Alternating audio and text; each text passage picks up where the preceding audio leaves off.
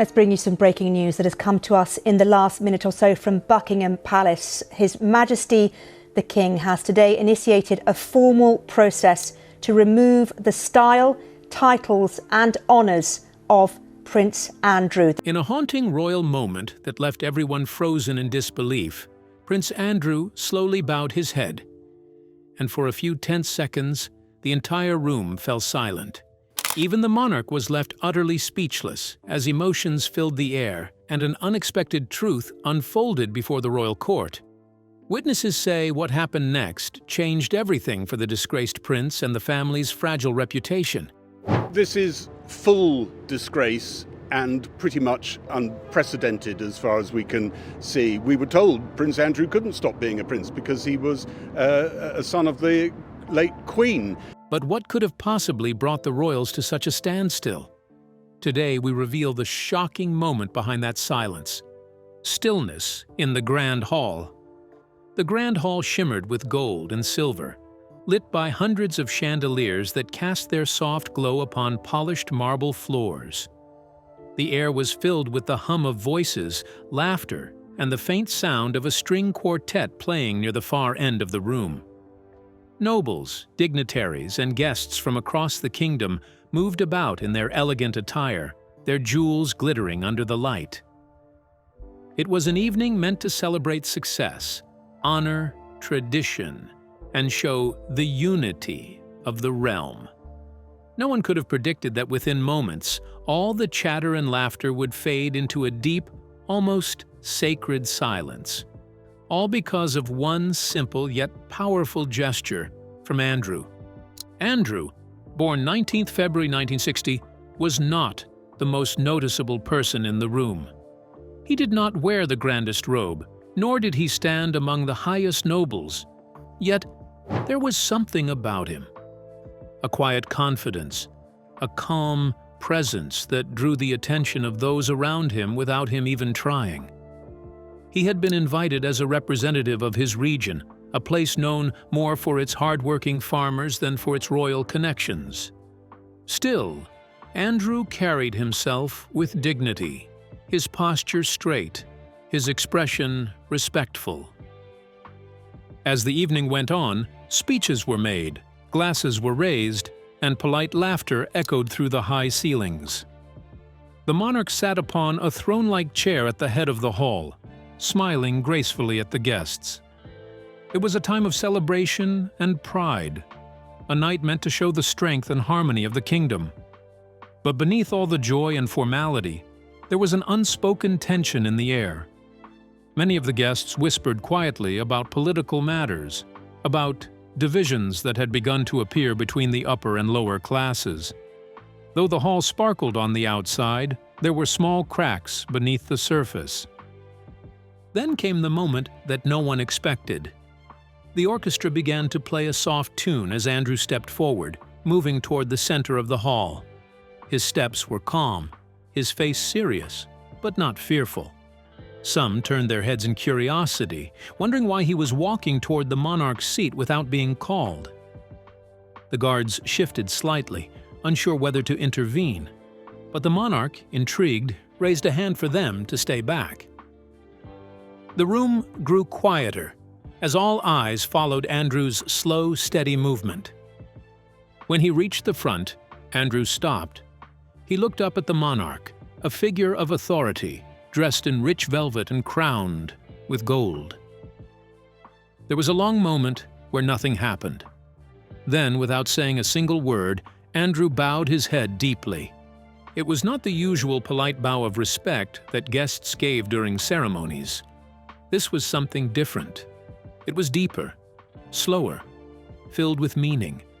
It was the kind of bow that came not from duty, but from the heart, from humility, from truth, from something far greater than formality. The hall, which moments ago buzzed with conversation, became utterly silent. Even the musicians stopped mid-note. The air seemed to hold its breath. No one understood at first why Andrew had done it. Some thought it was an act of apology. Others believed it was a show of loyalty. A few even whispered that it might be a protest, a quiet challenge against the way things had been going. But the truth behind that single gesture was known only to Andrew himself. The monarch looked down at him, surprised but also moved. The silence stretched on, heavy but not uncomfortable. It was as though time itself had slowed. In that moment, every person in the room, noble or commoner, rich or poor, felt something shift. The gesture had touched something deep within them, something that words often failed to reach. What Andrew did that evening became a story that people told again and again. Some said it was an act of bravery. Others said it was an act of devotion. What everyone agreed on, however, was that it changed the mood of the entire night. The laughter that followed later was softer, more thoughtful. The conversations turned sincere. People began to look at one another differently, not as titles or ranks, but as fellow human beings sharing the same space, the same silence, the same heartbeat of understanding that had filled the hall when Andrew bowed his head. So, why did Andrew have to bow? Let's find out. The meaning behind the bow. The moment Andrew bowed his head before the monarch was more than a simple act of respect. It was a moment filled with emotion, meaning, and silent communication. The entire room, once lively and filled with chatter, fell into a deep and almost sacred stillness. People did not just see a man lower his head, they witnessed a gesture that spoke more powerfully than any speech could. It was an action that revealed humility, remorse, loyalty, and perhaps even love, all wrapped into a single, quiet motion. At first, many did not understand why Andrew bowed. It seemed unexpected, even unusual, especially for a man known for his confidence and composure. But as moments passed, the deeper meaning began to unfold. A bow is one of the oldest gestures known to humanity, a sign of respect, surrender, or recognition of authority. In many cultures, bowing represents the acknowledgement of something greater than oneself. And in that grand hall, when Andrew bowed before the monarch, it was not just a physical act, it was a declaration from his heart. For some, Andrew's bow symbolized repentance. Perhaps he was seeking forgiveness for something left unsaid or undone. His head lowered not because of fear, but because of acceptance, a recognition of his mistakes, and the courage to show it before the highest authority. A bow, especially one done so sincerely, can say what words fail to express. I understand, I'm sorry, or I honor you. It can bridge emotional gaps and heal silent wounds. To others, it was a gesture of loyalty. In times when people often use loud words to prove their allegiance, Andrew's quiet bow spoke volumes. It reminded everyone that true loyalty does not always need to be shouted from the rooftops. Sometimes it is shown through humble actions. By bowing, Andrew might have been saying, "I stand with you," or "I trust your wisdom." It was as if he placed his pride aside to show complete faith in the monarch's authority. But beyond loyalty or apology, the bow also represented something deeper: humanity.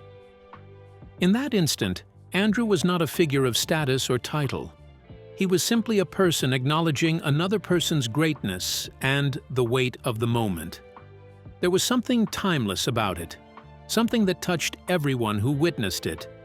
The audience felt that this was not a rehearsed or forced act. It came from the very core of his being. The monarch's reaction made the scene even more powerful. The ruler, known for calmness and composure, found no words. For someone who had spent years leading others, commanding respect, and always knowing what to say, the silence that followed spoke louder than any royal decree. The monarch was not just surprised, they were moved. Perhaps they saw in Andrew's bow a reflection of values long forgotten in the world: honor, sincerity, and humility. This silence was not cold or uncomfortable. It was filled with emotion. The monarch's eyes, perhaps slightly glistening, said everything their lips could not. In that wordless exchange, Two souls seemed to understand each other completely. It was as if centuries of royal formality melted away, leaving only the human connection between two hearts, one bowing and one watching, both touched by something beyond reason. Andrew's bow also carried a symbolic message to everyone present. It reminded the audience that true strength often comes from humility, not pride. Many people believe that to stand tall is to be powerful, but sometimes real power is shown in the ability to lower oneself with grace. In a world where ego often rules, Andrew's act stood out as a lesson in dignity. It was also a reminder of the unspoken bond between leader and subject. The bow was not only about Andrew's feelings, it was about respect for tradition, history, and shared humanity. It showed that even in modern times, gestures rooted in ancient customs can still carry deep emotional weight. As the room remained silent, those who witnessed the scene knew they were seeing something they would never forget. How did the people in the royal court react as the unexpected scene took place? Let's take a closer look. Whispers across the court. The royal court had always been a place of dignity, power, and calm order. Every movement, every word, and every gesture followed long-established traditions. The nobles were used to the rhythm of royal life. The soft sound of fine clothes brushing against marble floors, the gentle hum of polite conversations, and the respectful distance that always separated the monarch from everyone else. But on this particular day, something happened that none of them had expected. It was a single action, yet it carried the weight of 1,000 unspoken meanings. As Andrew stepped forward, the air seemed to thicken with tension. No one knew what he was about to do, but something about his calm and deliberate movements drew every eye toward him. The murmurs that had filled the hall slowly died away until only the echo of footsteps remained. Then, in one graceful motion, Andrew bowed his head deeply before the monarch. The gesture was silent, yet it spoke louder than any speech ever could. For a moment, there was complete stillness. The nobles stood frozen in disbelief, their fans and goblets hanging midair. The guards, who were trained to remain expressionless, exchanged quick, uncertain glances. Even the musicians at the far end of the room paused, their fingers hovering above their instruments as if afraid to break the fragile quiet. It was as though time itself had stopped to witness what had just happened. Then came the whispers, soft at first, like the rustling of leaves in a gentle wind. The nobles leaned toward one another, their voices trembling with confusion and curiosity. "Did you see that?" one asked in disbelief. "Why would he bow?" murmured another. The words traveled through the crowd, passing from one corner of the room to the next. Every guest seemed to have their own idea of what Andrew's action meant, but no one dared to speak too loudly for fear of offending the monarch. Some thought it was an act of apology, others believed it was a gesture of loyalty, and a few whispered that it might even be rebellion hidden under politeness. The uncertainty made the atmosphere even heavier. Every expression, every movement, seemed filled with questions that no one could answer.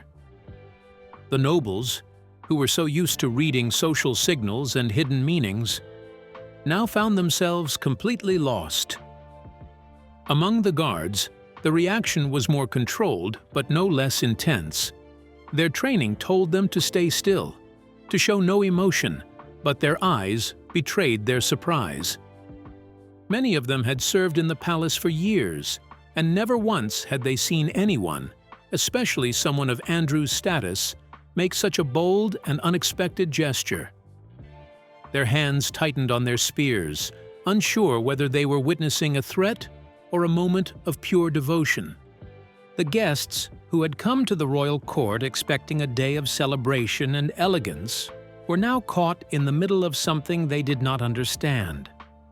The air that had once been filled with music and laughter was now thick with tension and quiet astonishment. Some looked toward the monarch, waiting for a reaction, but none came. The ruler sat in silence, eyes fixed on Andrew, as if trying to uncover the meaning behind the bow. That silence from the throne only deepened the mystery. Whispers turned into cautious discussions. Some of the older nobles shook their heads, claiming that Andrew had acted out of turn, breaking the sacred rules of decorum. Others saw it differently. They spoke softly of courage, saying that Andrew had dared to do what few would even think of doing. To them, his bow was not an act of weakness, but one of great strength and emotion. As the moment stretched on, everyone in the room felt its weight. It was no longer just about a man bowing before a monarch. It was about what that bow represented. Was it submission, respect, sorrow, or defiance?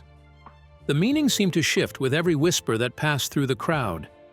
Yet, despite all the talk, no one could truly understand the depth of Andrew's action. For the nobles who lived their lives through manners and appearances, this was something beyond protocol. For the guards, it was something that broke their sense of routine and order. For the guests, it became a story they would whisper about for years to come. A story of a single silent act that had stopped the heart of the royal court. Even after the moment had passed and the gathering tried to return to normal, the echoes of that silence lingered. The court, that had once been so full of predictable rituals, now felt different. Haunted, in a way, by what they had seen. Are there hidden tensions within the royal family? Let's dive deeper and uncover the deeper royal dynamics that made this moment so emotionally charged. A family history of hidden tension. In every royal family, there are layers of history that go beyond what the public sees. Layers filled with unspoken rivalries, long-held resentments, and complicated relationships hidden behind smiles and royal formality. The same can be said for this royal family, where years of quiet tension and buried emotions shaped the atmosphere long before the dramatic event took place. When Andrew bowed his head in that unexpected moment, the emotional weight in the room did not come from his action alone, but from everything that had led to it, the silent history that each royal member carried within. For generations, this family had been known for its grace, dignity, and control. Public appearances were carefully managed, and emotions were rarely shown. Yet, behind the scenes, there were stories of disagreements, jealousy, and deep misunderstandings that had slowly built over time. Every smile at a royal banquet and every polite exchange during ceremonies carried hidden meanings known only to those within the palace walls. The family's unity, often displayed to the world, was more fragile than it appeared.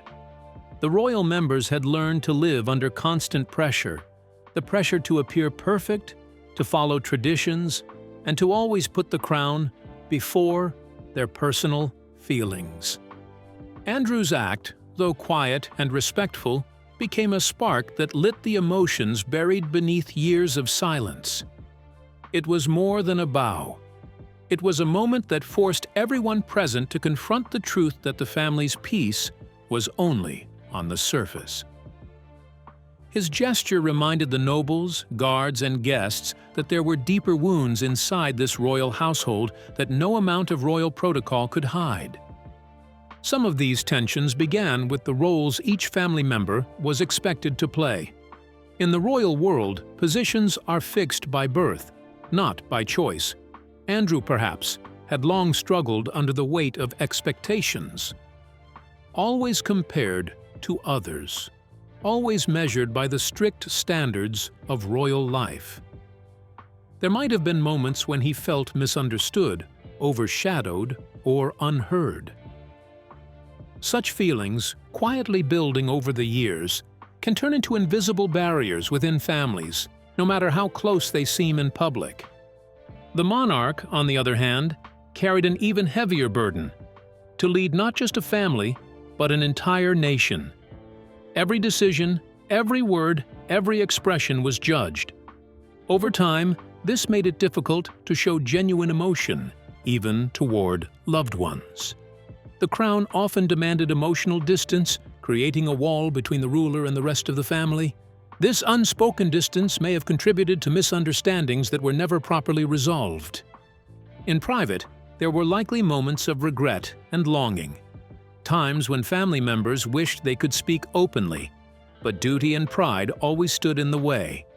The royal court, filled with traditions, rules, and watchful eyes, offered little space for vulnerability. Every argument, every disagreement, had to be hidden behind polite words. Yet these unspoken feelings did not disappear. They settled quietly in the background, waiting for a moment to surface.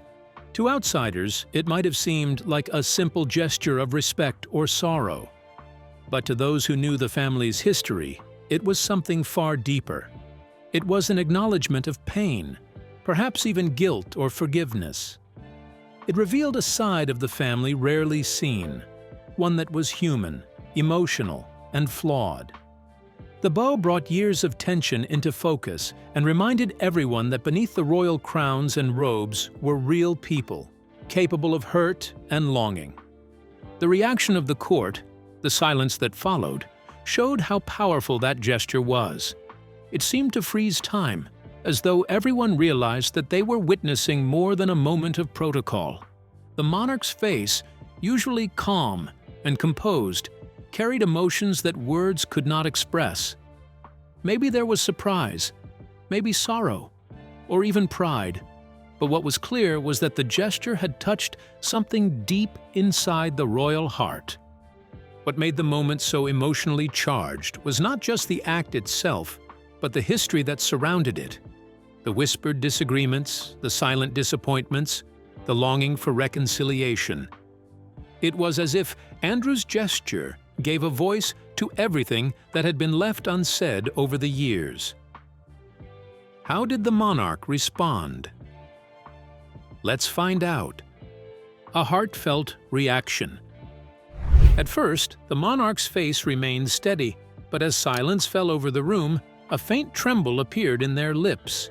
The eyes, always sharp and commanding, began to glisten. For a brief moment, time seemed to stop.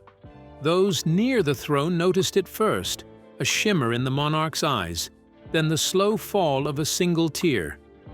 It wasn't planned, and it wasn't for the cameras. It was real, raw, and deeply personal. This was not the ruler the public had come to know. This was not the image that appeared in portraits or on screens, the one of power and distance. This was the true person behind the title. Someone capable of deep emotion, of pain, pride, and love, all at once. The tear was more than just a reaction. It was a message without words. It said, "I am human too." The guards stood still, unsure of how to react. The nobles looked at each other in disbelief. The guests who had been whispering moments before now held their breath. For the first time, the hall that had witnessed countless ceremonies and speeches became a silent stage for something much greater, a moment of truth. Those who saw it would never forget.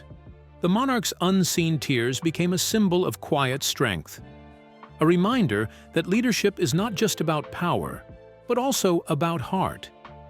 It showed that even those who seem untouchable can feel the weight of emotion and the warmth of compassion.